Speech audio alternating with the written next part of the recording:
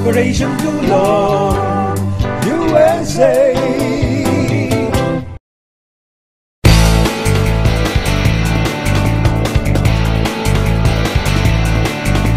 Back on. Magpapatuloy po tayo mga kapilipino, no? At muli ay nasa loob tayo ng Facebook. Ang ating pag-uusap ngayon ay nasa loob ng Facebook. At dahil gusto ko kasi, mga kapilipino, no, na i-tie up ang ating pagpapakabanal at pagkatakot sa Diyos sa ating pagiging OFW, sa ating pamilya, at sa ating bansang Pilipinas, at sa mga namumuno sa ating bansa, at sa mga naghihirap sa ating bansa kung paano natin mapaunlad. Kaya siguro ay napakaganda na napag-uusapan ang hinggil dito sa pagpapakabanal at sagrado ng pamilya, magkakalayuman sa magitan ng mismong galing sa isang alagad ng Diyos. Pastor, go ahead para sa ating alam nyo, napakasagrado talaga ang samahan ng pamilya sa ating bansang Pilipinas. Yan nga po ang isang makikita nating values ng mga Pilipino. Talagang tayo po ay close, maski dito sa Amerika ay napansin ko rin po yan, Kuya Manny, na talagang andyan pa rin ang values natin. Pero sa lahat po ng mga parents, always remember this also, preserve your covenant with your children, train your children, yung time po natin, quality time with them. Pag sinabi natin quality time, yung ini-enjoy nila yung time natin at ini-enjoy natin yung time nila. And the greatest legacy that a father can give his children is lead them to Jesus. Lead them to Jesus. Yung ating pananampalataya ay i-share natin sa kanila. Kung alam nyo, kapag kasi ang ating mga anak ay meron silang Kristo sa puso, maski nasaan sila, I believe, ay magagabayan sila. So, quality time, yung legacy natin, and maging good model din po tayo. Maging mentor po tayo. I-mentor natin, i-coach natin yung ating mga anak.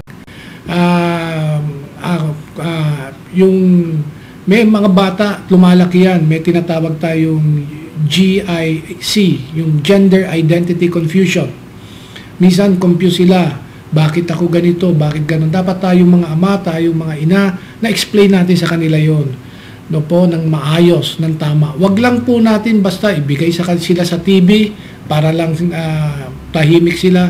Iba pa rin yung tayo ay nakatutok sa kanila, kinakausap natin sila at ginagabayan natin sila. Ang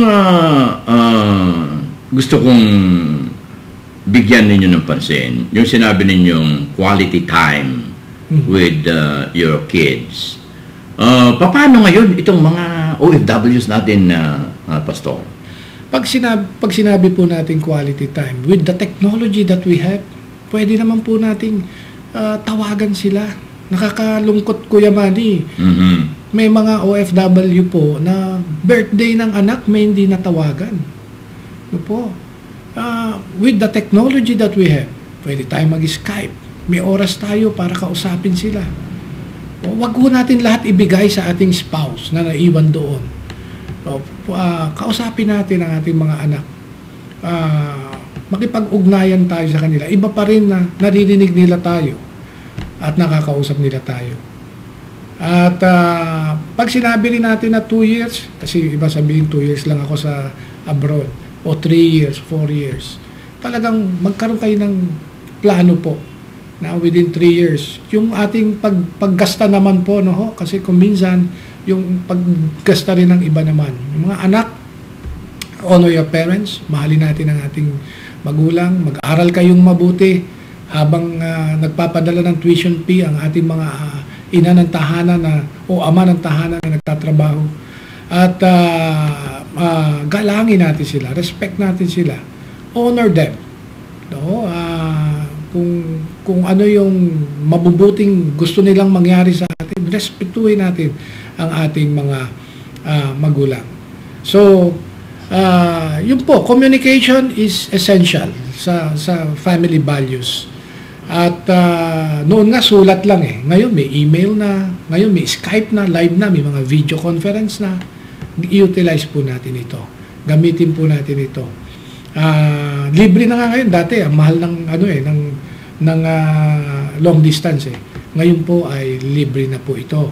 Pwede na tayo mag-Skype. Pwede na mag-Yahoo Messenger. Makakausap natin sila. So kung sabi nga ho eh, kapag ayaw, may dahilan. Kapag ka gusto, may paraan. Di ho ba? Mm-hmm. So kung gusto talaga natin bigyan ng panahon ang ating mga anak, quality time, may paraan. Alam nyo, ito po sa mga ama ng tahanan, yung sa ating manggaling, sabihin natin sa ating anak, I love you anak, namimiss kita, malaking bagay yan. Kesa puro pera lang po padadala natin. Pero yung mga importanteng okasyon ng kanilang buhay, may hindi natin sila natawagan, may hindi natin sila nasabihan. May mga panahon, kailangan din natin makinig sa kanila. Ano ba nangyayari? Anak, kumusta ka na? So, mahalaga po yan. At, Kuya Manny, talagang, kung titingnan natin, napakahalaga ng pagsasama-sama ng pamilya. Pero dahil nga, sa OFW, may mga pagkakataong kailangan temporary, magkahiwalay, no? Pero God is God. Kung ang bawat miyembro ng pamilya nga going back to our covenant with God ay lalapit po sa ating Panginoon Diyos. Lalo na po ang mga ama ng tahanan. Leader po tayo, whether we like it or not.